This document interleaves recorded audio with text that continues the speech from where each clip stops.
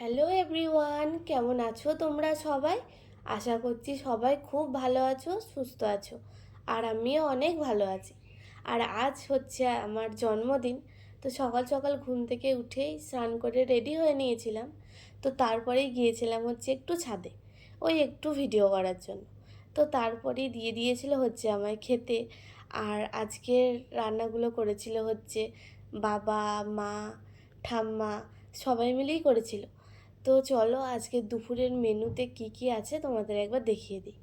আজকে ছিল হচ্ছে ভাত, ডাল, স্যালাড, 5 রকমের ভাজা, বাঁধাকপির তরকারি, চিকেন, চিংড়ি, পমফ্রেট, মাছ, পাঁপড় ভাজা, আম, তারপর দই, মিষ্টি, আর ওই চিপসগুলো এনেছিল হচ্ছে আমার বর।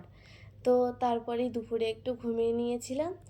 আর তারপরে সন্ধ্যেবেলা হয়েছিল হচ্ছে cake cutting. Happy birthday to you বৌদি। আমি বলবো না, শাশ্বতী সোনায়। তো তারপরে কেকটা ওকে খাইয়ে দিয়েছিলাম। আর এটা হচ্ছে আমার ছোট্ট ননদ, ও আমার একটু কেকটা খাইয়ে দিল। আর এখানে মা ভাবছিল হয়তো যে ফটো তোলা হচ্ছে, ওই জন্য ক্যামেরার দিকেই তাকিয়েছিল। আর এটা হচ্ছে বাবা। তো সবাইকে এক এক করে কেকটা খাইয়ে দিয়েছিলাম। আর এখানে দুই কাকিমা মিলেই আমায় একসাথেই কেকটা খাওয়াচ্ছিল, ওই জন্য ওই নিয়েই একটু হাসাহাসি করছিলাম সবাই মিলে। তো তারপরে সবাইকেই কেকটা খাইয়ে দিলাম। আর এটা হচ্ছে আমার ঠাম্মা, দাদু ঘুমিয়ে গিয়েছিল। তো তারপরেই আমাদের কেক কাটা হয়ে গেছে। আর আমরা গিয়েছিলাম হচ্ছে তারপরে খেতে, কারণ অনেকটাই রাত হয়ে গিয়েছিল, যেতে যেতে প্রায় 9:30 বেজে গিয়েছিল।